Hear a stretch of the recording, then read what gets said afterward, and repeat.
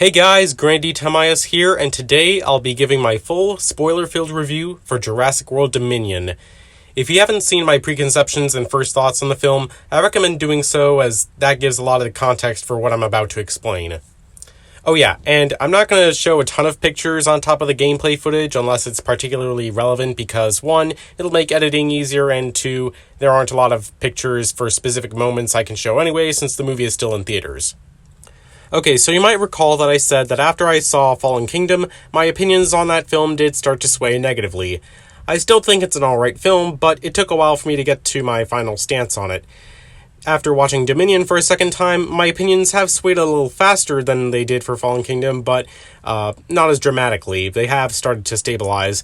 I do think that this film is better than Fallen Kingdom, and obviously better than Jurassic Park 3. Perhaps I set my expectations a little too high with aspects like the Giganotosaurus and other new species, but in a way, I think this film did not live up to the hype the way that Jurassic World did.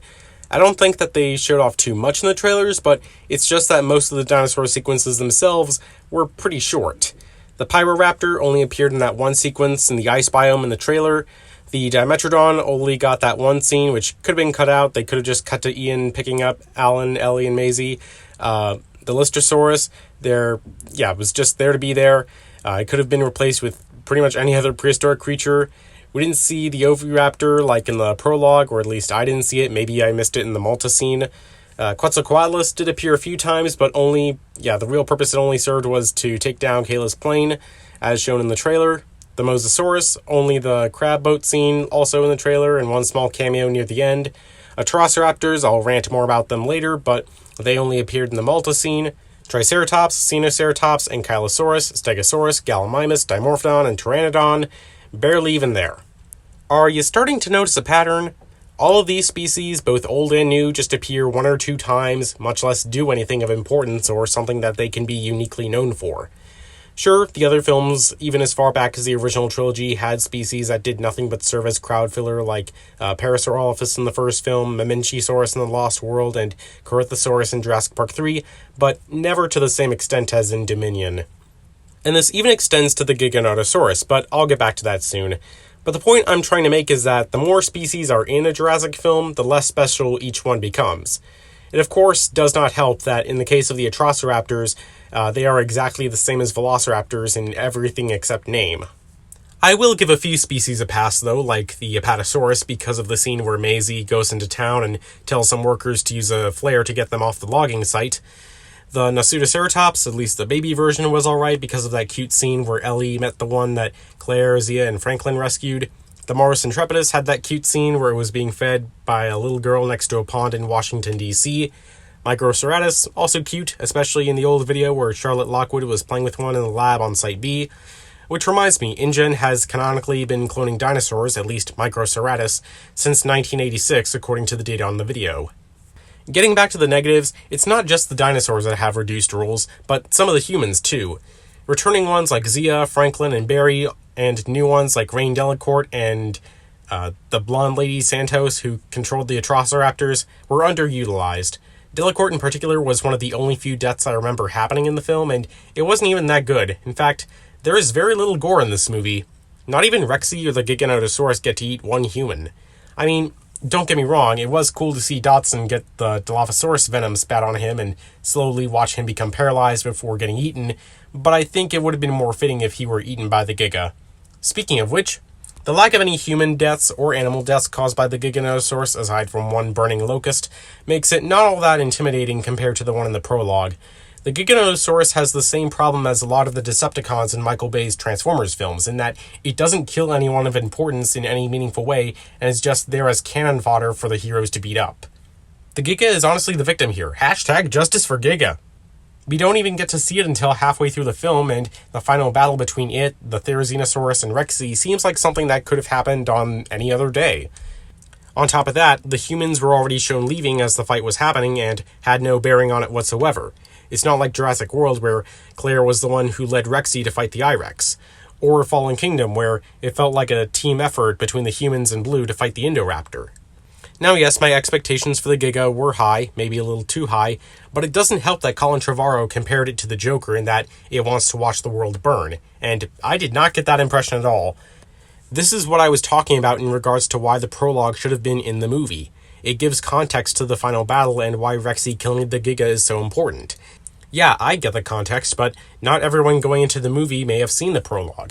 It would have fit in nicely too, at least the Cretaceous portion.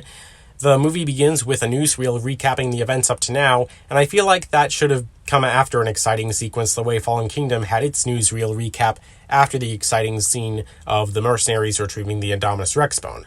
Yes, they did show the Mosasaurus capsizing the crab boat right before the newsreel, but that's just not enough. The Cretaceous sequence could have totally replaced that scene since the Mosasaurus has become pointless anyway, as I knew it would be. But alas, the Giganosaurus was a disappointment. I still love it, but it was not done justice in the modern day scenes. You were supposed to take back dominion over Earth from the fickle humans. Oh, my beloved Giga, why did you have to die like a chump? And now it's time for me to rant about the Atrociraptors. Again. Real-life Atrociraptors were about the same size as real-life Velociraptors, so I guess in that sense it is kind of fitting that they are exactly like the inaccurate Velociraptors, but nothing unique is done with them. Yeah, they finally implement the laser attack signal technology shown in Fallen Kingdom with the Indoraptor, but you could train a dog to do that, so surely it'd be possible to train a Jurassic film Velociraptor to do that. That would have added on to how cool the Velociraptors are and made them more important beyond just being a plot device that people are searching for in this film or Fallen Kingdom. But if they had to introduce a new raptor specifically to be in this one sequence, why not size them up, maybe give them some feathers, and call them Utah Raptors? That would have been way better than what we ended up with. As it is, the only satisfaction I got out of seeing them was when one of them clung onto the ramp of Kayla's plane like a xenomorph and then was yeeted out by a motorcycle and fell into the water. Last thing I want to mention before getting to the positives, although I wouldn't really call this a negative, at both showings I went to, the entire audience laughed when Maisie did the double bird flip at Dr. Wu. Gee, wonder who she learned that from. Now on to the positives and more general thoughts. I've heard some people say that the plot was pretty contrived, especially with the locusts.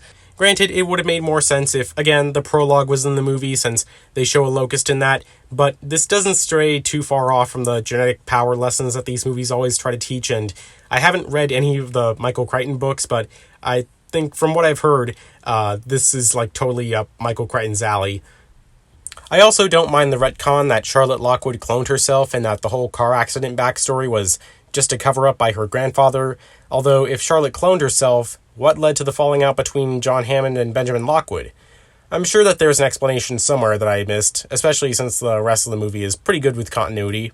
Oh yeah, and I like how Dr. Wu mentioned how the gaps in Blue's genome were filled with monitor lizard DNA, as was originally told on the website for the first Jurassic World movie. This of course explains how Blue was able to reproduce via a process called parthenogenesis, which I mentioned in my trailer reactions but never explained. In essence, it's a form of asexual reproduction where an egg cell from a female bypasses fertilization and becomes genetically identical to its progenitor. In layman's terms, the females don't need to, with a male and can just clone themselves without a genetic slab because they are the genetic slab. This is how the Scorpius Rex from Camp Cretaceous was able to spawn a second one of itself, and in real life this can be done by some amphibians, reptiles such as monitor lizards like I mentioned, a few birds, and even a few sharks. I also really like the explanation for how Charlotte was able to fix Maisie's genome and how accurate it is to recent science that we might one day use for gene therapy. Charlotte was able to take the DNA sequence that coded for her congenital illness and correct it to exhibit a healthy trait. Then she used what the film described as a pathogen, most likely a virus, but they didn't want to use that word for a certain real-world reason right now, as a vector. This vector would go into every cell in Maisie's body, inject the corrected DNA sequence, which would then cut out the hazardous gene and replace it with itself. Some of you might be thinking, why couldn't Charlotte have just used it on herself, too? Well, I'm no geneticist, so correct me if I'm wrong, or feel free to add on to this in the comments, but the way I see it, one of the possible reasons could be that the effects of the illness were already onset in Charlotte and may have caused physical effects on her body that gene therapy alone would not have been able to fix. Essentially, it would have been too late. Where I think this film shines best is with the main human characters, particularly Alan Grant, Ellie Sattler, and Ian Malcolm. The explanation as to why they all get back together is far more believable than the explanations in The Lost World and Jurassic Park 3 for why they had to go to Sorna, Alan and Ellie finally get together, which is such a great payoff to their relationship in the original Jurassic Park. And it's like the filmmakers were shipping them just as much as the fans were. I mean, they finally just went and said Ellie divorced Mark Degler, because, you can't have a Jurassic Park movie without mentioning divorce. Ian Malcolm had a lot of great words of wisdom to say about how if we don't respect the boundaries of nature, we're going to doom ourselves to extinction.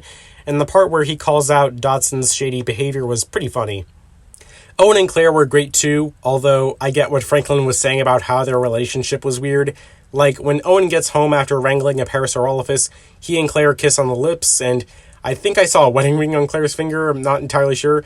So, did they get married between Fallen Kingdom and Dominion? But when Claire's about to use the ejector seat on Kayla's plane, Owen kisses her on the cheek, which I would have thought a kiss on the lips would have been more appropriate in that scenario, but whatever. I'm going to assume that they did get married, but enough about that. Let's get back to the dinosaur stuff.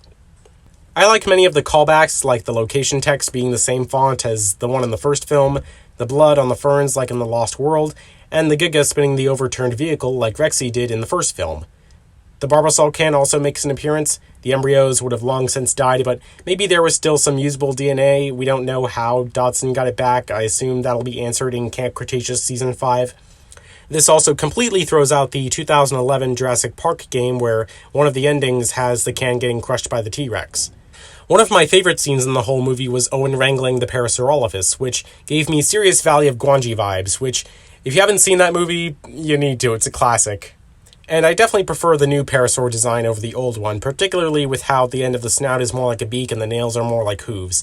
In fact, a lot of the new dinosaurs look more accurate, which again isn't 100% perfect to reality, despite what Biosyn said about bringing back pure genome dinosaurs, but this is just a movie and it's probably going to be as close as we're ever going to get. Oh yeah, and even though the Camp Cretaceous connections weren't as strong as I was expecting, I'm not all that bummed out by it. The only one I was able to find besides the aforementioned Barbasol can was the mention of neural implants to control the dinosaurs as shown in the 4th season. I think many of us who watched Camp Cretaceous were expecting the mention of something important to the plot that the campers had a hand in setting up, but again, I'm considering this a general thought and not a negative. Maybe a nitpick, but the reason why is because I have a friend who has only seen Camp Cretaceous and has literally never seen any other Jurassic media, and when I told her about the connections in Dominion, or rather the mostly lack thereof, she said that because she enjoys Camp Cretaceous as a standalone thing, it should be able to tie up its own loose ends and not rely on a big movie to do that. But I guess we'll just have to wait a couple more weeks until Season 5 comes out. Anyway, I'm going to end off the review here. Overall, I'd give this movie a 6.5, maybe 7 out of 10, coming from a dino nerd like me. The utilization of multiple dinosaur species left a lot to be desired, but if you care about the original trio of scientists from Jurassic Park 1, this movie certainly delivers. And despite how much I dislike the way that they chose to begin the movie, plot-wise, things do start to pick up by the time the third act takes place in the Biosyn Sanctuary. Feel free to let me know in the comments what you thought of Jurassic World Dominion. What were your favorite or least favorite scenes or aspects about the plot and characters, and let me know what your favorite new dinosaur in the film is. Don't forget to leave a like, subscribe, and share with this video, and if you want to follow me on Twitter and Discord, you can use the links in the description. With all that said, I hope you enjoyed, have a nice day, and thank you for your time.